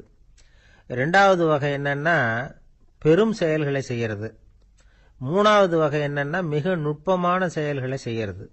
4வது வகை என்னன்னா, ஆக்கம் தரும் செயல்களை செய்யறது. புதுமை, பெருமை, சிறுமை, ஆக்கமோடு மதினம் சாலா மருட்கை 4 அப்படிங்கிறது தொல்காப்பியம். இன்னைக்கு விஞ்ஞானம் புதுசு புதுசாக எதையோ கண்டுபிடிக்குது. ஆரம்பத்தில் அது ஆச்சரியமாக இருக்குது, அப்புறம் அது நமக்கு பழகி போடுது. வானொலி பெட்டி புதுசாக வந்தப்போ ஒரு பெட்டி பேசுதுங்கிறது எவ்வளோ பெரிய ஆச்சரியம். இப்போ யாரும் அதை ஆச்சரியமாக பார்க்கறதில்ல. மதினம் சாலா மருட்கை அப்படின்னு ஒரு சொற்றொடர் வருது பாருங்க, அதில் கருத்தாழம் உண்டு. எதை பற்றியும் போதுமான அளவு புரிந்து கொள்ளாத போது ஒருத்தர் ஆச்சரியப்படுறார். புரிந்து கொண்ட பிறகு ஆச்சரியம் மறைஞ்சு போடுது. மிக நுட்பமான செயல்களும் நம்ம ஆச்சரியப்பட வைக்கும். ஒரு அரிசியில் ஒரு திருக்குறள் எழுதி காட்டுறாங்க, ஒரு முட்டை ஓட்டுக்குள்ள ஓவியம் தீட்டி காட்டுறாங்க. கருங்கல் சிற்பங்களில் எவ்வளவு நுட்பமான வேலைப்பாடுகளை எல்லாம் பார்த்து ஆச்சரியப்படுறோம். இது மாதிரி ஆக்கப்பூர்வமான அரிய செயல்களை செய்யறது கூட வியப்பை உண்டு பண்ணும். குப்பை கூலங்களை கூட வாழ்க்கைக்கு பயன்படுகிற பொருளாக மாற்றுகிறவர்கள் இருக்காங்க, அவர்களுடைய செயல் வியப்பு அளிக்குது. இடைக்காட்டு சித்தர் பாடின 30 நூலில் வர்ற ஒரு பாடல், ஆற்றல் பிறர் அறிதலின் அகம் கிளர்வு உறுதலின் கற்று அறி பாணர் கெழுமிய கோடலின் தோற்றம் உருகவே போற்றல் சால் வியப்பே. ஒருத்தருடைய ஆற்றல் தெரியாமல் இருந்தது, அவருடைய அரிய செயலை பார்க்கும் பொழுது வியப்பாக இருந்தது, மனசுக்குள்ள கிளர்ச்சி. பாவலர்கள் இவர்களுடைய புகழை பாடி மற்றவர்களும் தெரிந்து கொள்ளுமாறு செய்கிறார்கள் அப்படிங்கிறதான் ஒரு யதார்த்தமான உண்மை. ஆக எல்லா வகையிலும் மக்கள் தங்களுடைய வாழ்க்கையில முன்னேறுவதற்கான வழிகாட்டுகிற ஒரு மெய்ப்பாடு தான் வியப்புங்கிறது. இந்த காலத்தில் நம்ம எப்படியெல்லாம் ஆச்சரியப்பட வைக்கிறாங்க. ஒரு ஆளை பிடிச்சி ஜெயிலில் கொண்டு வந்தாங்க. ஜெயில் அதிகாரி அவனை ரொம்ப ஆச்சரியமாக பார்த்தாராம். இவன் கேட்டான், ஏன் சார் அப்படி பார்க்குறீங்க, நான் இப்போ இங்கே வர்றது உங்களுக்கு ஆச்சரியமாக இருக்குதா அப்படின்னு கேட்டிருக்கான். இதுக்கு ஜெயில் அதிகாரி சொல்லியிருக்கார், நீ இப்போ இங்கே வந்ததில் எனக்கு ஒன்றும் ஆச்சரியம் இல்லைப்பா, ஏற்கனவே நீ இங்கேருந்து விடுதலையாகி போய் 6 மாதம் ஆச்சு, இவ்வளவு லேட்டா வர்றியே அதுதான் எனக்கு ஆச்சரியமா இருக்கு அப்படின்னாராம். ஒருத்தர் முகத்தை தொங்க போட்டுக்கிட்டு ஒரு மாதிரியா வந்தார். என்ன விஷயம்னு விசாரிச்சேன். என்னுடைய நண்பன் ஒருத்தங்கிட்ட கருத்து வேறுபாடு, இனிமே நமக்குள்ள எந்த சம்பந்தமும் வேணாம்னு நட்பை முறிச்சிட்டு வந்துட்டேன்னா. நண்பர்கள்னு இருந்தா கருத்து வேறுபாடு வரத்தான் செய்யும்னு. கருத்து வேறுபாடு வராமல் இருக்கிறதுக்கு ஏதாவது வழி உண்டா அப்படின்னு கேட்டாங்க. அதை பற்றி நிபுணர்கள் சில யோசனைகளை சொல்லியிருக்கிறாங்கன்னு. முதல் விஷயம் என்னன்னா, உங்கள் நண்பனுக்கு ஒரு செய்தி சொல்லணும்னா அதை நீங்களே நேரடியாக சொல்லுங்க, அல்லது உங்கள் கைப்பட கடிதம் எழுதுங்க. அதாவது நேரடி தொடர்பு முக்கியம். அதை விட்டுட்டு இன்னொருத்தர் மூலமாக நண்பர்களுக்கு செய்தி அனுப்புனா நீங்கள் சொல்கிற செய்தி அப்படியே போய் சேராது, அது சேதமாயிடும். அதை கூட்டி குறைச்சி சொல்லிவிடுவாங்க, அது குழப்பத்தில் கொண்டாந்து விட்டுரும். இது ஒரு யோசனை. 2வது யோசனை என்னன்னா, நீங்கள் ஒரு நல்ல காரியத்தை செய்யும் பொழுது உங்கள் நண்பரையும் சேர்த்துக்குங்க, அவருக்கும் அதில் ஒரு ஈடுபாட்டை உருவாக்குங்க. 3வது யோசனை, நம்ம பக்கத்தில் இருக்கிற நண்பர் மகிழ்ச்சி அடைகிற மாதிரி ஏதாவது செய்யணும். சின்ன சின்ன செயல்களாக இருந்தாலும் பரவாயில்ல, அவர் நமக்கு எதுவும் செய்யலையே, நாம் எதுக்கு செய்யணும் அப்படின்னு நினச்சிக்கிட்டு இருக்கக்கூடாது. 4வது யோசனை என்னன்னா, உங்களுக்கு ஒரு பிரச்சனையா அல்லது உங்கள் நண்பருக்கு ஒரு பிரச்சனையா, எதுவாக இருந்தாலும் 2 பேரும் சேர்ந்து உட்காந்து ஆலோசனை பண்ணுங்க. நம்ம யோசனையும் கேட்கப்படுதே அப்படிங்கிற நினைப்பே அவருக்கு ஒரு மன நிறைவை உண்டாக்குமா. 5வது யோசனை, உங்கள் நண்பர் ஏதோ ஒரு காரியத்தை செய்கிறார், நீங்கள் உடனே அவசரப்பட்டு நீ செய்கிறது தப்புன்னு தீர்ப்பு சொல்லக்கூடாது. அவர் அதை செய்யறதுக்கான நியாயங்கள் எவ்வளவோ இருக்கும், அதை புரிஞ்சுக்கிறதுக்கு முயற்சி பண்ணணும். 6வது யோசனை, உங்கள் நண்பர் என்ன சொன்னாலும் அதை பொறுமையாக கேளுங்க. அவர் சொல்கிறத புரிஞ்சுக்கணும், அவர் சொல்ல விரும்புகிறத புரிஞ்சுக்கணும், அவர் சொல்ல முடியாமல் தவிக்கிறதையும் புரிஞ்சுக்கணும். இப்படி 3 விதமாகவும் அவரை புரிஞ்சுக்கிட்டு அதுக்கு தகுந்த மாதிரி செயல்படணும். 7வது யோசனை என்னன்னா, உங்கள் நண்பர் உங்ககிட்ட ஏதோ ஒரு கருத்தை சொல்கிறார், அது உங்களுக்கு பிடிக்கல, அதுக்காக உடனே நீ சொல்கிறது சரியில்லை, நான் ஒத்துக்க மாட்டேன் அப்படின்லாம் மறுத்துக்கிட்டு இருக்கக்கூடாது. அவர் சொல்கிறத கேட்கணும், பொறுமையாக சிந்திக்கணும், அதுக்கப்புறம் பதில் சொல்லணும். இப்படிலாம் நடந்துக்கிட்டால் நண்பர்களுக்குள்ள கருத்து வேறுபாடு வர்றதுக்கு வாய்ப்பே இருக்காது அப்படின்னு வல்லுநர்கள் தொகுத்து சொல்லியிருக்கிறாங்க இந்த யோசனைகளை. எனக்கு தெரிஞ்ச சில நண்பர்கள் உண்டு, அவங்களுக்குள்ளேயும் கருத்து வேறுபாடுகள் வராமல் இருக்கிறதுக்கு சில நுட்பங்களை கையாளுறது உண்டு. ஒருத்தர் சொன்னார், அந்த டாக்டர் சின்ன வயசுலேருந்து என் கூட பழகினவர், நாங்கள் 2 பேரும் இணை பிரியாத நண்பர்கள், இருந்தாலும் எனக்கு உடம்பு சரியில்லைன்னா நான் அவர்கிட்ட வைத்தியம் பார்த்துக்க மாட்டேன் அப்படின்னார் ஒருத்தர். ஏன் அப்படின்னு கேட்டேன். எங்கள் நட்பு கெட்டுப்போடக்கூடாது இல்லையா, அதனால தான் அப்படின்னாரு இவர். ஆஃபீஸ் முடிஞ்சு வீட்டுக்கு போகிற சமயத்தில் ஒருத்தர் கடைக்கு போய் ஸ்வீட் வாங்கினார். சரி, வீட்டுக்கு பிள்ளைங்களுக்கு தான் வாங்கிட்டு போகிறார் அப்படின்னு மற்றவங்க நினச்சாங்க. அவர் அப்படி செய்யல. அந்த இடத்துலையே பொட்டலத்தை பிரித்தார். திருட மாதிரி அப்படியே சுற்றி ஒரு தரம் பார்த்துக்கிட்டார். யாரும் தெரிஞ்சவங்க இல்லைங்கிறத முடிவு பண்ணிவிட்டு அவசரமாக அதை அப்படியே போட்டு முழுங்கிவிட்டு கையை தொடச்சிக்கிட்டு நல்ல பிள்ளை மாதிரி நடந்து போக ஆரம்பிச்சிட்டார். அவர் யாருன்னா, அவரோட பிரச்சனை எல்லாருக்கும் தெரியாது, சில பேருக்கு தான் தெரியும். அதாவது அவர் உடம்புல சர்க்கரை இருக்குன்னு டாக்டர் சொல்லிவிட்டாராம். அதனால் வீட்டில் சர்க்கரையே இவர் கண்ணில் காட்டுறதில்ல. அதனால் இவர் யார் கண்ணிலையும் படாமல் இப்படிப்பட்ட வேலைகள்லாம் செய்கிறது வழக்கம். யாருக்கும் தெரியாமல் இப்படி ஸ்வீட்டை வாங்கி சாப்பிட்டுட்டு அவர் பாட்டுக்கு போயிடுறது. இப்படிப்பட்டவங்களுக்கெல்லாம் கொஞ்சம் ஆறுதலான தகவல் இன்னைக்கு. அது என்னென்னா, நாம் சாப்பிட்ற சர்க்கரைக்கும் நம்ம உடம்புல உள்ள சில கோளாறுகளுக்கும் அப்படி என்ன தான் சம்மந்தம் இருக்குது. இதை பற்றி சமீபத்தில் சில ஆராய்ச்சிகள்லாம் நடந்திருக்குது. ஏன்னா சர்க்கரைன்னாவே விஷம் மாதிரி அதை பார்க்குறவங்களும் சில பேர் உண்டு. சின்ன பிள்ளைங்களுக்கு வயத்தில் பூச்சி உண்டாகிறதுலேருந்து பெரியவங்களுக்கு நீரிழிவு வர்ற வரைக்கும் எல்லாத்துக்கும் சர்க்கரை தான் காரணம்னு சொல்லிகிட்டு இருக்கிறோம். ஆனால் அந்த அளவுக்கு பயப்பட வேண்டிய அவசியம் இல்லை அப்படின்னு சொல்கிறாங்க. சர்க்கரை வியாதி, இருதய நோய், பித்த நீர்ப்பை நோய், இதெல்லாம் சில நோய்கள்லாம் நாம் சாப்பிட்ற சர்க்கரைக்கும் தொடர்பு இருக்குன்னு நினைக்கிறோம். ஆனால் அப்படி சம்பந்தம் உண்டுங்கிறதுக்கு போதுமான அளவுக்கு ஆதாரம் இல்லை அப்படிங்கிறாங்க ஆராய்ச்சியாளர்கள். ஒரே ஒரு சம்பந்தம் தான் உறுதியாக இருக்குதான். அதுவும் இந்த பல் சிதைவு அப்படின்னு இருக்கு இல்லையா, அந்த சர்க்கரை சாப்பிட்றதுக்கும் இந்த பல் சிதைவுக்கும் சம்பந்தம் இருக்குது அப்படிங்கிறத மட்டும் உறுதியாக சொல்கிறாங்க. சர்க்கரைன்னா நாம் சாப்பிட்ற ஜீனி மட்டும் இல்லை, பழம், காய்கறி, பால், தேன், இப்படி எல்லாத்துலேயும் அது இருக்குது. கேரட்டு கொடுக்குற சத்தில் 88% சர்க்கரை, ஆப்பிள் கொடுக்குற சக்தியில் 95% சர்க்கரை. இது ஜீனி சர்க்கரை, இது ஆப்பிள் சர்க்கரை அப்படிங்கிற வித்தியாசம்லாம் உடம்புக்கு கிடையாது. ரெண்டுமே உடனடியாக சக்தி கொடுக்குது. ஒரு ஸ்பூன் சர்க்கரையில் 16 கலோரி தான் சத்து இருக்குது. அதிகமாக சர்க்கரை சாப்பிட்டா நீரிழிவு வந்துருங்கிறது தப்பான ஒரு அபிப்பிராயம். டயபெட்டிஸுங்கிறது ஒரு மெட்டபாலிக் டிசார்டர், அவ்வளவுதான். அதாவது நாம் சாப்பிட்ற சர்க்கரையை நம்ம உடம்பு திறமையாக உபயோகப்படுத்திக்க முடியல அப்படின்னு அர்த்தம். அதனால தான் அதிகமாக இனிப்பு வேணாம்னு சொல்கிறோம். ஏற்கனவே உடம்பால் முடியாத ஒன்றை மறுபடியும் அது தலையில் சுமத்தி அதிகமாக வேலை வாங்க வேணாமே அப்படிங்கிறதுக்காக தான். ஆகாரத்தில் அதிகமாக சர்க்கரை இருந்தால் அதனால் உடனே சர்க்கரை வியாதி வந்துடும்ங்கிறதுக்கு விஞ்ஞான ரீதியாக போதுமான ஆதாரம் இல்லை. அதனால் எப்போவாவது அதிகமாக ஸ்வீட்டு சாப்பிட்டுட்டா ஐயோ அதிகமாக சாப்பிட்டோமோ, என்ன பண்ண போகுது தெரியலையே அப்படின்னு நினச்சி மனசை போட்டு குழப்பிக்க வேண்டியதில்லை. பொதுவாக எதுவுமே அதிகமாக வேண்டாம், எல்லாம் சீராக இருந்தால் போதும். நீரிழிவுங்கிறது புதுசாக வந்துட்ட ஒரு நோய் இல்லை, ரொம்ப காலமாகவே இருக்கிற ஒன்று தான். நம்ம முன்னோர்கள் இதை மதுமேகம் அப்படின்னு சொல்லுவாங்க. அதை கட்டுப்படுத்துறதுக்கு அவங்களே சில வழிமுறையை சொல்லி வச்சிருக்கிறாங்க. அது என்னென்னா வேற ஒன்றும் இல்லை, இந்த பாவக்காய், முள்ளங்கி, அருகம்புல், அவ்வளவுதான். வெள்ளை முள்ளங்கி இருக்குல்ல, அதை வாரத்துக்கு 3 நாள் சாப்பிட்டுக்கிட்டு வாங்க. நூலுக்கோல் ரொம்ப நல்லது. இல்லைன்னா முள்ளங்கி சாறு 1 ounce சாப்பிட்டுட்டு வரலாம். ரத்தத்தில் சேர்ற சர்க்கரை அளவு இதெல்லாம் கட்டுப்படுத்துது. சிறுநீரில் காணப்படுகிற சர்க்கரை அளவையும் சமநிலைப்படுத்துது. தினமும் ஆகாரத்தில் கோதுமை, கேழ்வரகு, வெந்தயம், கருவேப்பிலை, சோயாபீன்ஸ் எது கிடைக்குதோ சேர்த்துக்கலாம். இப்படிலாம் செஞ்சுக்கிட்டு வந்தால் அப்புறம் வீட்டுக்கு தெரியாமல் கடையில் போய் நின்றுட்டு ஸ்வீட் வாங்கி திருட்டுத்தனமாக சாப்பிட வேண்டிய அவசியமே உங்களுக்கு வராது. 2 ஆசாமிகள் கடற்கரையில் உட்காந்து சாவகாசமாக பேசிக்கிட்டு இருந்தாங்களாம்.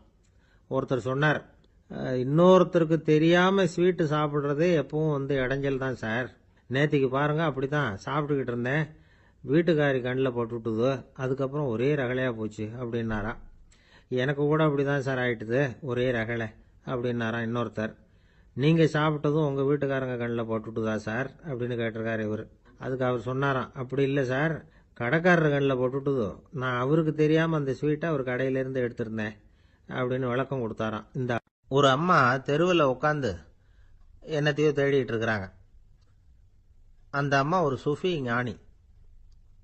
அவங்க பேர் என்னன்னா ரபியா அல் அடாவியா. அந்த அம்மாவுக்கு கண் கூட தெளிவாக தெரியாது. அந்த பக்கமாக வந்த சில பேர் இவங்களுக்கு உதவி செய்யறதுக்காக வந்தாங்க. என்ன தேடிட்டு இருக்கிறீங்க அப்படின்னு கேட்டாங்க. இதுக்கு அந்த அம்மா, அந்த கேள்வி அவ்வளவு முக்கியத்துவம் இல்லை, நான் தேடிட்டு இருக்கிறேன், உங்களால் முடிஞ்சால் எனக்கு உதவி பண்ணலாம் அப்படின்னாங்களாம். உதவி செய்ய வந்தவங்களுக்கு ஆச்சரியம். எதை தேடுறோங்கிறது தெரியாமல் இப்படி ஏன் நேரத்தை செலவழிக்கிறீங்க, நாங்கள் எப்படி உங்களுக்கு உதவ முடியும், எங்களுக்கு ஒன்றும் புரியலையே அப்படின்ட்டுருக்காங்க. சரி, உங்களை திருப்தி பண்ணுறதுக்காக சொல்கிறேன், ஒரு குண்டூசி தொலைஞ்சு போச்சு, அதை தேடுறேன் அப்படின்னாங்களாம் அந்த அம்மா. அதுக்கப்புறம் இவங்களும் சேர்ந்து தேட ஆரம்பிச்சிட்டாங்க. கொஞ்ச நேரம் ஆச்சு, ஒன்றும் கிடைக்கல. உதவி செய்ய வந்தவங்களும் அழுத்து போட்டாங்க. அப்புறம் கேட்டாங்க, பாருங்கம்மா, இது ரொம்பவும் பெரிய தெரு, அகலமான தெரு, அதனால் குறிப்பாக நீங்கள் எந்த இடத்துல அந்த குண்டூசியை தொலைச்சிங்க அதை சொல்ல முடியுமான்னாங்களாம். இதுக்கு அந்த அம்மா, நீங்கள் மறுபடியும் அர்த்தமில்லாத கேள்வியை கேட்குறீங்க, உங்கள் கேள்விக்கும் நான் தேடுறதுக்கும் என்ன சம்பந்தம்னாங்களாம். இதை கேட்டதும் அவங்க ஒரு மாதிரி ஆயிட்டாங்க. என்னம்மா நீங்கள் பைத்தியம் மாதிரி பேசுகிறீங்க அப்படின்னாங்களாம்.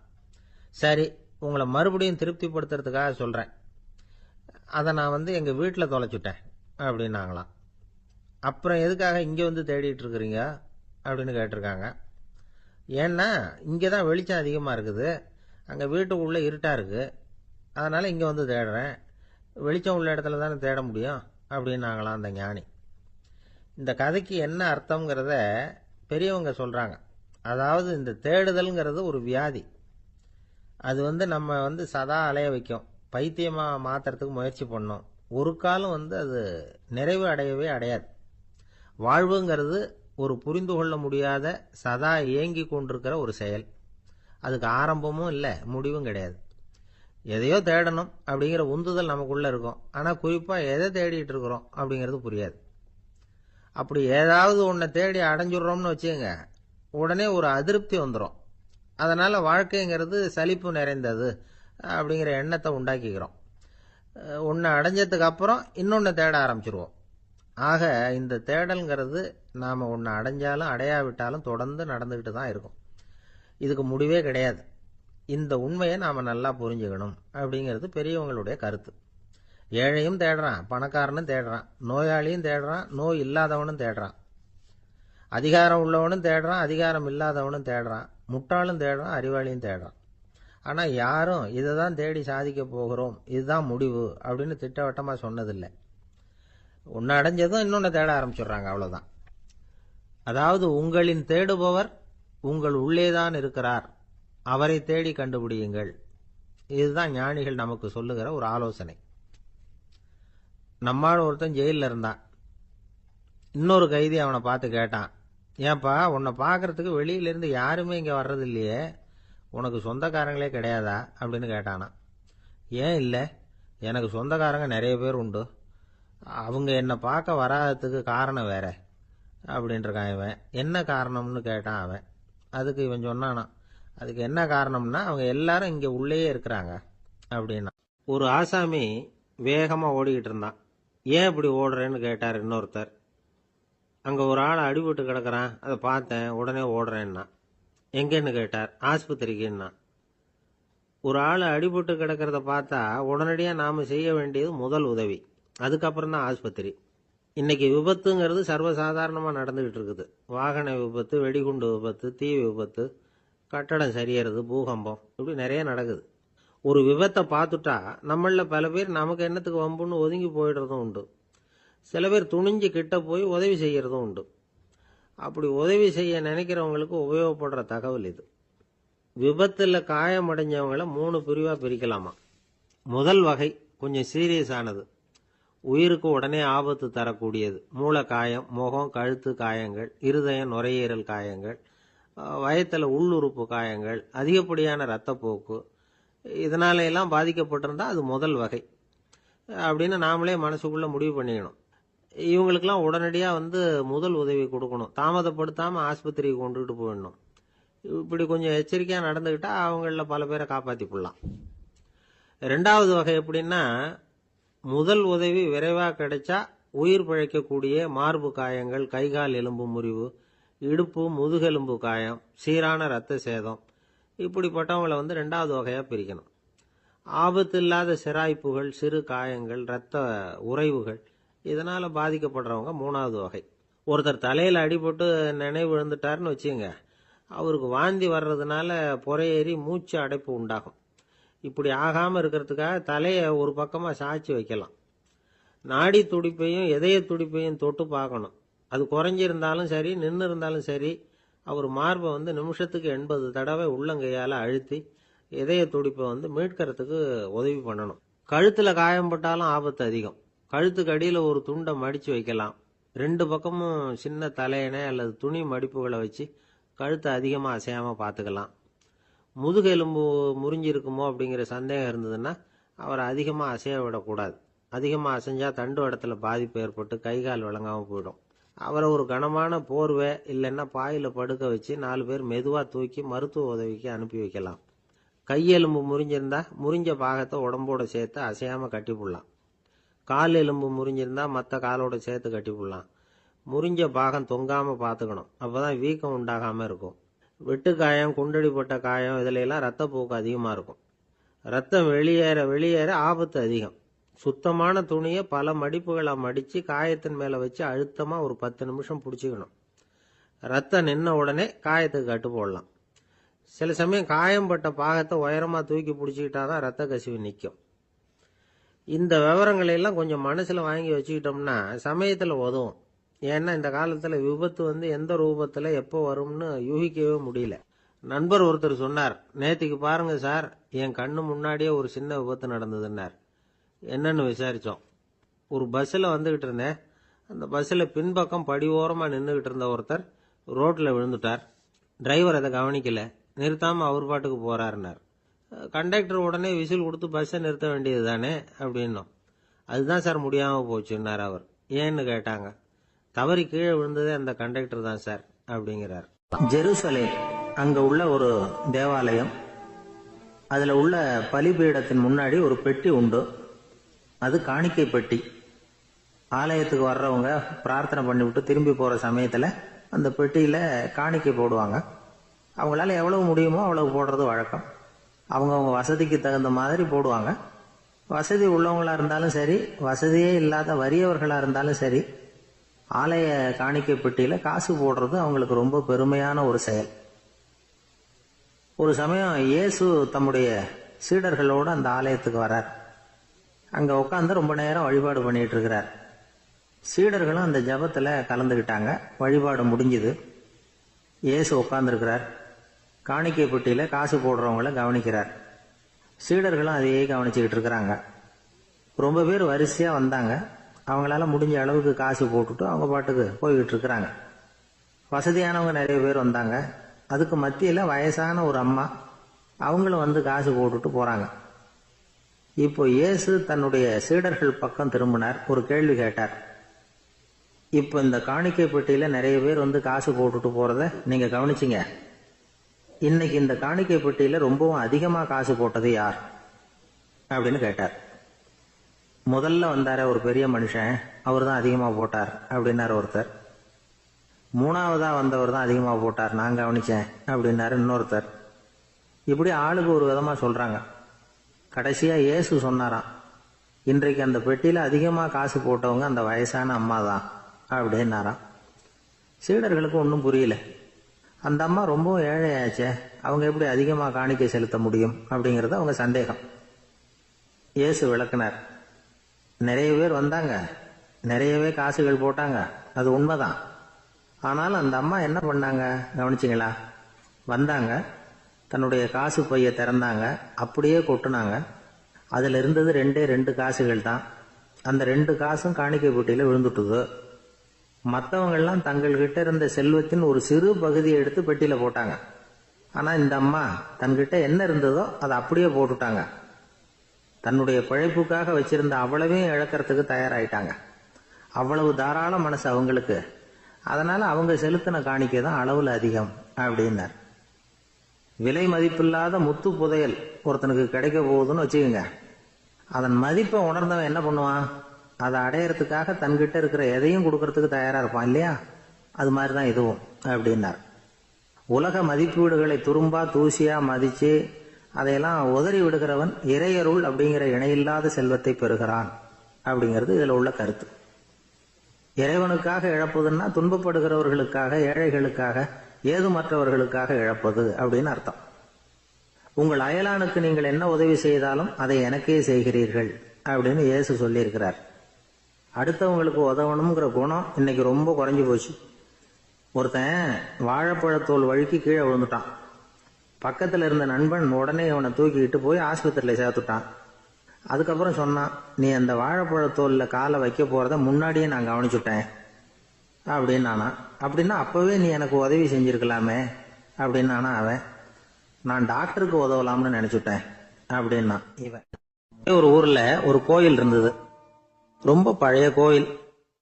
உள்ள போறதுக்கே பயமா இருக்கும். எந்த நேரத்துல இடிஞ்சு விழுந்துருமோ அப்படிங்கிற பயம். அப்படி இருந்ததுனால யாரும் துணிஞ்சு சாமி கும்பிடுறதுக்கு அங்க போறதில்ல. கோயிலுக்கு வர்ற கூட்டம் கொஞ்சம் கொஞ்சமா குறைய ஆரம்பிச்சுட்டுது. கோயில் நிர்வாகிகள் எல்லாரும் கூடி உட்காந்து பேசினாங்க. என்ன பண்ணலாம்னு யோசனை பண்ணாங்க. எந்த இடம் மோசமா இருக்கோ அந்த இடத்த பழுது பார்த்தாங்க. அங்க எங்க வர்ணத்தை பூசி கொஞ்சம் அழகுபடுத்தி பார்த்தாங்க. ஏதோ இந்த ஊர்ல கோயில்னு ஒண்ணு இருக்கு, அது மக்களுக்கு தெரியணும் அப்படிங்கிறதுக்காகத்தான் இப்படிலாம் பண்ணாங்க. இருந்தாலும் கோவில் இருக்கிற நிலைமை மக்களுக்கு தெரியும். அதனால அங்க வர்றது குறைச்சிக்கிட்டாங்க அவங்க. ஒரு கட்டத்துல யாருமே வர்றதில்ல. நிலைமை அந்த அளவுக்கு ஆயிட்டுது. மறுபடியும் கோவில் நிர்வாகிகள் கூட்டம் நடந்தது. இந்த கூட்டம் கூட கோயிலுக்கு உள்ள நடக்கல. இடிஞ்சு விழுந்துருமோங்கிற பயம். அதனால வெளியில தான் உட்காந்து கூட்டத்தை நடத்தினாங்க. ஏன்னா உள்ள போறதுக்கு அவங்களுக்கும் துணிச்சல் கிடையாது. எந்த நேரமும் விழுந்துரும் போல இருந்தது அது. அது வழியா போறவங்க கூட வேகமா அந்த இடத்த கடந்து போக ஆரம்பிச்சுட்டாங்க. கோவில் நிர்வாகிகள் வெளியில உட்காந்து கூட்டம் போட்டாங்க இல்லையா? அந்த கூட்டத்துல 4 தீர்மானங்களை நிறைவேற்றினாங்க. அது என்ன 4 தீர்மானம்னா, முதல் தீர்மானம், இந்த கோவிலை இடிப்பது அப்படிங்கிற முடிவை இந்த கமிட்டி மிகவும் வருத்தத்துடன் ஏற்றுக்கொள்ளுகிறது அப்படின்னு நிறைவேற்றினாங்க. இதுக்கு பதிலா இன்னொரு கோவிலை உடனடியாக கட்டி முடிச்சுடணுங்கிறது 2வது தீர்மானம். 3வது தீர்மானம் என்ன தெரியுமா? பழைய கோவிலின் கதவுகள், அதிலிருந்து பிரிச்சு எடுக்கிற செங்கல், இதையே புது கோவில் கட்டுவதற்கு பயன்படுத்தி கொள்ள வேண்டியது. பழைய கோவில் இருந்த மாதிரியே அதே வடிவத்துல புது கோவிலையும் கட்ட வேண்டியது. பழைய கோவிலின் அஸ்திவாரத்தை அப்படியே வச்சுக்கிட்டு அதுக்கு மேல நாம கோவிலை கட்டிக்க வேண்டியது. இதுதான் 3வது தீர்மானம். இதையும் கமிட்டி முழு மனசோட ஏத்துக்கிட்டது. இது வரைக்கும் சரி. இப்ப அந்த கமிட்டி 4வதா ஒரு முக்கியமான தீர்மானத்தை கொண்டுகிட்டு வந்து அதையும் ஏகமனதா நிறைவேற்றி விட்டது. அது என்ன தீர்மானம்னா, புதிய கோவில் கட்டி முடிக்கிற வரைக்கும் பழைய கோவிலை இடிக்கிறதில்லை அப்படிங்கிற தீர்மானம். எப்படி இருக்குது பாருங்க இது. பழசை இடிக்காத வரையில அதே இடத்துல புதுசா எப்படி கட்ட முடியும்? பல விஷயங்கள்ல நாம நடந்துகிற முறையும் இப்படிதான் இருக்குதான். வாழ்க்கையில முன்னேறணும்னு ஆசைப்படுவோம். அதே நேரத்துல அந்த முன்னேற்றத்துக்கு எது தடையா இருக்கோ அதை விட்டு விடுறதுக்கும் மனசு வராது. வெளிநாட்டுல ஒரு பெரிய விருந்து நடந்துகிட்டு இருந்துதான். எல்லாரும் மது கோப்பையும் கையுமா அலைஞ்சுகிட்டு இருக்கிறாங்க. ஒருத்தர் மட்டும் கையில எதுவும் இல்லாம ரொம்ப நல்ல பிள்ளையா சாதுவா ஒரு ஓரமா தனியா உட்கார்ந்து இருக்கிறார். அவர்கிட்ட நெருங்கி வாங்க மது சாப்பிடலாம் அப்படின்னு கூப்பிட்டாங்களாம். என்ன வற்புறுத்தாதீங்க, நான் என் மனசுக்குள்ள உறுதியா தீர்மானம் பண்ணிவிட்டேன் அப்படின்னாராம். என்ன தீர்மானம் பண்ணிருக்கீங்க அப்படின்னு கேட்டிருக்காங்க. ஏற்கனவே முழு போதையில் இருக்கும் பொழுது மறுபடியும் மது கோப்பையை தொடறதில்ல அப்படின்னு தீர்மானம் பண்ணிருக்கேன் அப்படின்னாராம். கடற்கரை ஓரமா ஒரு பெரியவர் கையால மணலை கீறிக்கிட்டே உட்காந்துருக்கிறார். என்னத்தையும் தேடிட்டு இருக்கிறது மாதிரி தெரிஞ்சது. மெதுவா கிட்டத்துல போய் என்னத்தை தேடிட்டு இருக்கிறீங்க அப்படின்னு கேட்டோம். அவரு சாவகாசமா நிமிந்து பார்த்து நிம்மதியை தேடிட்டு இருக்கிறேன்னார். நாங்க ஒரு மாதிரி ஆயிட்டோம். இருந்தாலும் சமாளிச்சுக்கிட்டு, சார் மணல்ல கிழிஞ்சல் தான் கிடைக்கும், நிம்மதி கிடைக்காது அப்படின்னோம். சரி, இன்னைக்கு வசமா நம்ம கிட்ட ஒரு ஆள் மாட்டிக்கிட்டார் அப்படின்னு நினைச்சு அவர் பக்கமா போய் உட்காந்துக்கிட்டு கதை சொல்ல ஆரம்பிச்சிட்டோம். ஒரு பெரிய மன்னர் இருந்தார். அவருக்கு எல்லா வசதியும் இருந்தது. இருந்தாலும் ஒரே ஒரு குறை. அது என்னன்னா நிம்மதி இல்லைங்கிற குறை. அரண்மனையில தினமும் கலை நிகழ்ச்சி, நாட்டியம் எல்லாம் நடந்துகிட்டு தான் இருந்தது. இருந்தாலும் நிம்மதி இல்லை. சரி, நிம்மதி எங்க கிடைக்கும் அப்படின்னு தேட ஆரம்பிச்சார். உடனே அதுக்கான முயற்சிகள்ல தீவிரமா இறங்கினார். நாட்டுல உள்ள தத்துவ மேதைகளை எல்லாம் கூப்பிட்டுட்டு வர சொன்னார். எல்லாரும் வந்து சேர்ந்தாங்க. அவங்கள பார்த்து நிம்மதி எங்க இருக்குது அப்படின்னு விசாரிச்சார். அவங்களுக்கு அது தெரிஞ்சா ஏன் இப்படி ராஜா முன்னாடி வந்து நின்றுட்டு இருக்க போறாங்க? ராஜாவோட கேள்விக்கு ஒவ்வொருத்தரும் ஒவ்வொரு மாதிரி விளக்கம் கொடுக்க ஆரம்பிச்சிட்டாங்க. எந்த பதிலும் ராஜாவுக்கு திருப்தி அளிக்கக்கூடிய அளவுக்கு இல்ல. சரி, போயிட்டு வாங்கன்னு சொல்லி அவங்கள எல்லாம் அனுப்பி வச்சுட்டார். ஒரு நாள் அவர் மாளிகையில உப்பரிகையில நின்றுட்டு இருக்கிறார். அந்த சமயத்துல தெருவுல ஒரு பிச்சைக்காரன் ரொம்ப உல்லாசமா பாட்டு பாடிக்கிட்டே போயிட்டு இருக்கிறான். குரல்ல ஒரு சந்தோஷம், நடையில ஒரு மிடுக்கு. அவன்கிட்ட கொஞ்சம் கூட கவலை இருக்கிறதா தெரியல. உடனே ராஜா அதை பார்த்தார். ஏவலாளிகளை கைதட்டி கூப்பிட்டார். உடனே ஓடி போய் அந்த பிச்சைக்காரனை இங்க அழைச்சிட்டு வாங்கன்னு உத்தரவு போட்டார். இவங்க உடனே ஓடி போய் அவனை கூப்பிட்டாங்க. அரண்மனைக்கு வாழ்ந்தாங்க. அவன் வரல. அரண்மனைக்கு உள்ள அடி எடுத்து வைக்க மாட்டேன்னு சொல்லிவிட்டான். ராஜா கிட்ட விஷயத்தை சொன்னாங்க. அவருக்கு ரொம்ப ஆச்சரியம், இப்படி ஒரு ஆள் இருக்கிறானா அப்படின்னு. சரி, அவன் என்னதான் சொல்றான் அப்படின்னு விசாரிச்சார். இவங்க மறுபடியும் தெருவுக்கு போய் கேட்டாங்க. என்ன பார்க்கணும்னா ராஜா விருப்பப்பட்டாருன்னா அவரை வேணும்னா இங்க வர சொல்லுங்க அப்படின்னு சொல்லிவிட்டான். அதை ராஜா கிட்ட சொன்னாங்க. அவருக்கு கோபம் வரல. இவ்வளவு சுதந்திர உணர்வோட இருக்கிறவன் சாதாரண ஆளா இருக்க முடியாது அப்படின்னு நினைச்சார். உடனே கிடுகிடுன்னு இறங்கி தெருவுக்கு வந்தார். பிச்சைக்காரங்கிட்ட போனார். நீ கவலைப்படாம சந்தோஷமா பாடிட்டு போறியே, அது எப்படி முடியுது உன்னால அப்படின்னு கேட்டார். ஏன் அப்படி கேக்குறீங்கன்னு அவன், அதுக்கு இல்ல, எனக்கு அரண்மனையில எவ்வளவோ சுகபோகங்கள்லாம் இருக்கு, இருந்தாலும் நிம்மதி இல்ல. இது ஏன்னு எனக்கு தெரியல. இந்த தேசத்துல உள்ள அறிஞர்களை எல்லாம் கூப்பிட்டு கேட்டு பார்த்துட்டேன், அவங்களுக்கும் தெரியல. உன்னை கேட்டா தெரியும்னு நினைச்சேன், அதனாலதான் சந்திக்கிறதுக்கு ஆசைப்பட்டேன். ஆனா நீ வரமாட்டேன்னுட்டியே அப்படின்னார். பிச்சைக்காரன் கடகடன்னு சிரிக்க ஆரம்பிச்சுட்டான். மகிழ்ச்சிக்கும் உங்களுக்கும் தடையா இருக்கிறது இந்த மாளிகை தான். இதை விட்டுட்டு வெளியில வந்துட்டா நிம்மதி தேடிட்டு வந்துரும்னா. நான் அரசன், எனக்குன்னு கடமைகள் இருக்கு, அதையெல்லாம் விட்டுட்டு எப்படி வர முடியும்னார் ராஜா. ரெண்டும் ஒரே நேரத்துல கிடைக்கணுங்கிறது முடியாத காரியம். உங்க சுகபோகத்துக்கு விலையாதான் உங்க நிம்மதியை கொடுத்துக்கிட்டு இருக்கிறீங்க. என்ன பாருங்க, என்கிட்ட எதுவும் இல்ல, அதனால எதுவும் போயிடுமோங்கிற பயமும் இல்ல, நிம்மதியா இருக்கிறேன் அப்படின்னா அவன். ராஜா உடனே சந்தோஷப்பட்டு தன்னுடைய மேலங்கியை எடுத்து அவனுக்கு பரிசா கொடுத்தாரான். அவன் சிரிச்சுக்கிட்டே அதை வாங்க மாட்டேன்னு விட்டானான். இதை நீங்க எனக்கு கொடுக்கறதுனால எந்த பயனும் இல்ல, அதே நேரத்துல அதை வாங்கிட்டேன்னா அடுத்த வினாடியிலிருந்து அதை எப்படி காப்பாத்துறதுங்கிற கவலை எனக்கு சேர்ந்துரும். அப்புறம் தூக்கம் வராது, நிம்மதி போயிடும் அப்படின்னானா. சொல்லிவிட்டு அவன் பாட்டுக்கு சந்தோஷமா பாடிட்டே போயிட்டான். நிம்மதி எங்க இருக்குங்கிறதையும் ராஜா தெரிஞ்சுக்கிட்டார். அந்த இடத்துக்கு தன்னால போக முடியாதுங்கிறதையும் அவர் புரிஞ்சுக்கிட்டார். இப்படி இந்த கதைய அந்த கடற்கரையில மணலை கீறிக்கிட்டே உட்கார்ந்துருந்தார அந்த பெரியவர்கிட்ட சொல்லி முடிச்சோம். அவர் முகத்துல ஒரு தெளிவு தெரிஞ்சது. எங்களை நிமிர்ந்து பார்த்தார். ரொம்ப நன்றிங்க, இப்ப எனக்கு தெரிஞ்சு போச்சு. நிம்மதி வேணும்னா அதுக்கு என்ன பண்ணணும்னு இப்ப நல்லா புரிஞ்சுக்கிட்டேன் அப்படின்னார். என்ன புரிஞ்சுக்கிட்டீங்கன்னு கேட்டோம். இனிமே இந்த பக்கம் வந்தா உங்க கண்ணுல படாத இடமா பார்த்து உட்காரணும்னு புரிஞ்சுக்கிட்டேன் அப்படின்னார். ஒரு நண்பர் வந்தார். ரொம்பவும் இறுக்கமா உடை அணிஞ்சிருந்தார். அதாவது ஆடைக்குள்ள அவர் மாட்டிக்கிட்டு இருந்தது மாதிரி தெரிஞ்சது. ஏன் துணி குறைச்சலா எடுத்துட்டீங்களா அப்படின்னு கேட்டோம். இல்லைங்க, எனக்கு எப்பவுமே இறுக்கமா உடை அணியறது தான் பிடிக்கும் அப்படின்னார். ஒருத்தர் எப்படி உடை அணிகிறார் அப்படிங்கிறத வச்சே அந்த ஆள் எப்படிப்பட்டவர் அப்படிங்கிறத கண்டுபிடிச்சிடலாம். உடை அணிகிற விதம் ஒருத்தருடைய மனநிலையை வெளிப்படுத்துதான். இப்ப இறுக்கமான உடை அணிகிறவங்க பொதுவா மன நிம்மதி இல்லாதவங்களா இருப்பாங்களாம், கோபக்காரங்களா இருப்பாங்களாம். ரொம்ப தொலைதொழப்பா ஆடை அணிகிறவங்க இருக்கிறாங்கல்ல, அவங்கெல்லாம் அமைதியான ஆளா இருப்பாங்களாம், சாந்தமா இருப்பாங்களாம். இவங்கெல்லாம் போராடுறதுக்கு சரியா வரமாட்டாங்களாம். இப்படி ஒரு கணிப்பு இருக்குது. அதனாலதான் போர் வீரர்களுக்கெல்லாம் இறுக்கமான உடையை தான் கொடுக்கறது வழக்கம். ஆனா சன்னியாசிகளை பாருங்க, அவங்களுக்கெல்லாம் ரொம்ப தொலை உடைகள் தான். அவங்கெல்லாம் டைட் பேண்ட் போட்டுக்கிட்டு நிக்க மாட்டாங்க சன்னியாசிகள்லாம். அதே மாதிரி சன்னியாசிகள்லாம் காவி உடைய தேர்ந்தெடுக்கிறதுக்கும் காரணம் உண்டு. பல ஆண்டுகள் சோதனை செஞ்சு பார்த்துட்டு தான் சன்னியாசத்துக்கு காவி தான் சரி அப்படின்னு முடிவு பண்ணியிருக்கிறாங்க. இப்போ பௌதீக விஞ்ஞானப்படியும் அதுதான் சரி. அதாவது சூரிய ஒளியில 7 வண்ணங்கள் உண்டு. ஒரு பொருள் மேல அது விழும் பொழுது அந்த பொருள் நமக்கு சிவப்பா தெரிஞ்சதுன்னா அந்த பொருள் சிவப்பை தவிர மற்ற எல்லா நிற கதிர்களையும் உள்வாங்கிக்கிட்டு சிவப்பு நிறத்தை மட்டும் வெளியில விடுது. அதாவது விலக்கி விடுது. அதனாலதான் அந்த பொருள் சிவப்பா தெரியுது. உடல் ஆரோக்கியத்துக்கு ஓரளவு சிவப்பு தேவைப்படுது. அதனாலதான் காவி உடை அணிஞ்சா சூரிய ஒளி ஓரளவு சிவப்பை விலக்கிவிடும். அதாவது சிவப்பின் பலனும் கிடைக்கும், இந்த சிவப்பின் கெடுதலும் இல்லை அப்படின்னு யோசனை பண்ணாங்க. காவி உதய வேளையின் நிறம். கீழ் வானத்துல கதிர் உதிக்கிற வேளையில முதல் ஒளி தோன்றுகிற நேரத்துல காவி நிறம் தான் கசியும். தியானம் செய்யறப்போ முதல்ல காணக்கூடிய ஒளி காவி நிறம் தான். தியானத்தின் உச்ச நிலையின் நிறம் நீலம். தியானம் காவி நிறத்துல ஆரம்பமாகி நீல நிறத்துல நிறைவடைகிறது அப்படிங்கிறார் ஓஷோ.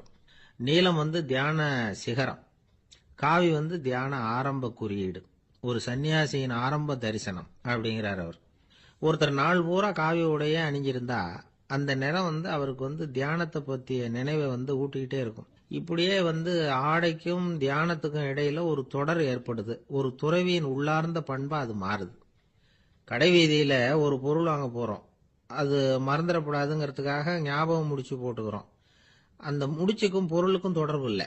ஆனா கடை வீதிக்கு போன உடனே அந்த முடிச்சு அந்த பொருளை ஞாபகப்படுத்துது. அதாவது அந்த முடிச்சு ஒரு தொடர்பு அம்சமா அமையுது. அது மாதிரிதான் காவி உடையும். ஒரு துறவி நடக்கும் பொழுது, சாப்பிடும் பொழுது, குளிக்கும் பொழுது அவருடைய காவி உடை அவருக்கு ஞாபகப்படுத்திக்கிட்டே இருக்கும். அது ஒரு நிலைப்படுத்தப்பட்ட நினைவாக ஞாபக முடிச்சாக மாறிடுது. காவி ஆடை இல்லைன்னா ஒருத்தரால துறவியாக முடியாதுன்னு அர்த்தம் இல்லை. அதே நேரத்தில் காவி ஆடையால ஒன்றும் பிரயோஜனம் இல்லை, அதில் ஒன்றும் அர்த்தம் இல்லை அப்படின்னு சொல்லிட முடியாது. இதுதான் உண்மை. இவ்வளவு தூரம் காவி ஆடையை பத்தி சொல்றதுனால எல்லாரும் சன்னியாசியா போடுங்கோ அப்படின்னு நாம சொல்றதாக யாரும் நினைச்சிடக்கூடாது. மனசுக்கும் நிறத்துக்கும் உள்ள சம்பந்தத்தை தெரிஞ்சுக்கிறதுக்காக தான் இவ்வளவு. நமக்கு தெரிஞ்ச நண்பர் ஒருத்தர் இருக்கிறார், ஆபீஸ்ல வேலை பார்க்கிறவர். ஒவ்வொரு மாசமும் 20ஆம் தேதிக்கு பிறகு அவரை போய் பாத்தீங்கன்னா காவி உடை அணிஞ்சுக்கிட்டு, கண்ணை மூடிக்கிட்டு, கை ரெண்டையும் விரிச்சு வச்சுக்கிட்டு தியானத்திலேயே உட்காந்துருப்பார். ஏன் இப்படி பண்றீங்கன்னு கேட்டேன். அதாவது 20ஆம் தேதிக்கு பிறகு என் கையில ஒரு பைசா கூட கிடையாது, ஒரு சன்னியாசி லெவல்ல இருக்கிறேன், என்கிட்ட எதுவும் செலவுக்கு கேட்காத அப்படின்னு என் மனைவிக்கு நாசூக்கா உணர்த்துறதுக்காக அப்படி உட்காந்துருப்பேன் அப்படின்னு விளக்கம் கொடுக்கிறார். ஊருக்கு வெளியில அமைதியான ஒரு இடம், அங்க ஒரு ஆசிரமம், அங்க ஒரு சாமியார். அவர் தினமும் நல்ல போதனைகள்லாம் செய்வார். பல பேர் போய் அங்கேயே சில நாள் தங்கி இருந்து அவர் சொல்ற அறிவுரைகளை எல்லாம் கேட்டுக்கிட்டு வர்றது வழக்கம். ஒரு தடவை அவரை பார்த்துட்டு போறதுக்காக 3 வெளியூர் தம்பதிகள் வந்தாங்களாம்.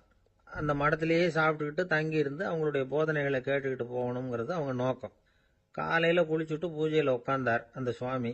இவங்களும் குளிச்சுட்டு அந்த பூஜையை பார்க்கறதுக்காக அவர் முன்னாடி உட்கார்ந்தாங்க. பூஜை ஆரம்பமாச்சு. சம்பிரதாயப்படி அது ரொம்ப நேரம் நடந்துகிட்டே இருக்குது. இவங்களுக்கு நல்ல பசி இருந்தாலும் இந்த நேரத்தில் அதை எப்படி வெளியில காட்டிக்கிறது? பேசாம இருந்தாங்க. அந்த சுவாமி பூஜையை முடிச்சார். அதுக்கப்புறம் பேச ஆரம்பிச்சார். பேச்சு அருமையாக தான் இருந்தது, அமிர்தமாக தான் இருந்தது. இருந்தாலும் இவங்களுக்கு இருக்கிற வயிற்று பசி அது சரியாக கவனிக்க விடலை. அந்த சுவாமியே இதை கவனிச்சதா தெரியல. இவங்களுக்கு மனசுக்குள்ள ஒரு எண்ணம், உள்ள சாப்பாடு தயாராகிட்டு இருக்கும் போல இருக்கு, இந்த பேச்சு முடிஞ்சது நம்மளை உள்ள அழைச்சிட்டு போய் சாப்பாடு போடுவாங்கன்னு நினைக்கிறோம் அப்படின்னு இவங்களாம் நினச்சிக்கிட்டாங்க. ஆனால் சுவாமி இதை பற்றி எதுவுமே பேசலை, கண்டுக்கல. ஒரு அம்மாவால் அதுக்கு மேலே சும்மா இருக்க முடியுமா? முடியல. சாப்பாட்டை கவனிக்கலாமா அப்படின்னு சொல்லி மெதுவாக ஆரம்பித்தாங்க. ஓ கவனிக்கலாமே அப்படின்னு உள்ளே அழைச்சிட்டு போனார் சுவாமி. இவங்க ரொம்ப அவசரமாக எழுந்திருச்சு உள்ளே ஓடினாங்க. அங்கே ஒரு மேஜை மேலே ஒரு கிண்ணம் மூடி இருந்தது. ஓ இதுதான் சாப்பாட்டு மேஜை போல இருக்கு, இங்கே சாப்பாடு வந்துடும் அப்படின்னு நினச்சாங்க. உடனே போய் சுற்றி உட்காந்துக்கிட்டாங்க. சுவாமி அந்த கிண்ணத்தை எடுத்து அந்த அம்மா கிட்ட கொடுத்தார். அவங்க அதை வாங்கி மூடியை திறந்து பார்க்குறாங்க. உள்ளே ஒரு சாவி இருக்குது. ஓ சரிதான், இது சமையலறை சாவி போல இருக்கு, அங்கே போய் அதை திறந்து சாப்பாட்டை நாமே எடுத்துக்கிட்டு இங்கே வச்சுக்கிட்டு சாப்பிடணும் போல இருக்கு அப்படின்னு நினச்சாங்க. சாவி இருக்கு இல்லையா, வாங்க பூட்டின அறையை காட்டுறேன் அப்படின்னு சுவாமி அவங்கள அழைச்சிட்டு போனார், காட்டினார். இவங்க அந்த அறையை ரொம்ப ஆவலோடு திறந்தாங்க. உள்ளே பார்த்தா அங்கே அரிசி, பருப்பு, விதவிதமான காய்கறி எல்லாம் இருக்குது. சமையலுக்கு வேண்டிய மிளகாய், எண்ணெய், பால், தயிர், நெய் இப்படி எல்லாமே இருக்குது. அடுப்பு, விறகு, நெருப்பு போட்டி அது கூட அங்கே இருக்குது. சாப்பாடு தயாராக இருக்கும்னு நினச்சிக்கிட்டு போனால் இப்படி இருக்குதே அப்படின்னு சொல்லி அதை பார்த்ததும் ரொம்ப சோர்ந்து போட்டாங்க அவங்க. சுவாமி, என்ன இது சாப்பாடு இல்லையா அப்படின்னாங்க. அதுதான் சாப்பாட்டுக்கு வேண்டிய எல்லாம் இங்கே இருக்குதே. அடுப்பு மூட்டி நீங்கள் தான் அவங்கவுங்க ருசிக்கு தகுந்த மாதிரி சமைச்சிக்கணும். இந்த சன்னியாசிக்கு எப்படி சமைக்க தெரியும் அப்படின்னு கேட்டார் சுவாமி. சாப்பாடு தயாராக இருக்கும்னு நாங்கள் எதிர்பார்த்தோம் அப்படின்னாங்க. நீங்கள் இப்படி சொல்லுவீங்கன்னு நானும் எதிர்பார்த்தேன். இது வரைக்கும் நான் எவ்வளவோ தத்துவம்லாம் எடுத்து சொன்னேன். எல்லாத்தையும் விட இதுதான் அனுபவபூர்வமான தத்துவம். ஆண்டவன் நமக்கு நல்ல மனசை கொடுத்துருக்குறான், நல்ல வாய்ப்புகளையும் தந்திருக்கிறான், அதையெல்லாம் பயன்படுத்திக்கக்கூடிய மூளையையும் சிந்தனையையும் கொடுத்துருக்குறான். அதனால் அடுப்பை தான் நீங்கள் மூட்டணும். அடுப்பை நீங்கள் தான் மூட்டணும். உங்களுக்கு உகந்ததை நீங்கள் தான் சமைச்சு ருசித்து அனுபவிக்கணும். ஆண்டவனே அதை செஞ்சுக்கிட்டு இருக்க மாட்டான் அப்படின்னாராம் அந்த சுவாமி. நம்முடைய வாழ்க்கையில் பல நல்ல பலன்களை பெறறதுக்கு நாம் தான் முயற்சி பண்ணணும். அதுக்குரிய சூழ்நிலையைத்தான் ஆண்டவன் கொடுப்பானே தவிர அதை விளக்கறதுக்காக தான் அந்த சுவாமி அப்படி செஞ்சு காட்டியிருக்கிறார். இது ஒரு பெரியவர் இப்படி ஒரு விளக்கம் கொடுத்தார். அதுக்கப்புறம் அந்த 3 தம்பதிகளும் தெளிவடைஞ்சுட்டாங்களாம். நாம் தெளிவடைகிறது எப்போங்கிறது தான் தெரியல அப்படின்னு பல பேர் இதை கேட்டுட்டு சொல்லிட்டு இருக்கிறாங்க. இந்த கதையை நம்முடைய நண்பர் ஒருத்தர்கிட்ட சொன்னேன். அந்த நண்பர் ரொம்ப சந்தோஷப்பட்டார். நீங்கள் சொல்கிறது கரெக்டு சார், ஆனால் நான் அதை விட ஒரு படி மேலே சார். எனக்கெல்லாம் அரிசி பருப்பு இருக்கிற ரூம் எதுன்னு கையை காட்டிட்டா போதும், உடனே கிண்ணத்துலேருந்து சாவியை எடுத்து கொடுக்கணுங்கிற அவசியம்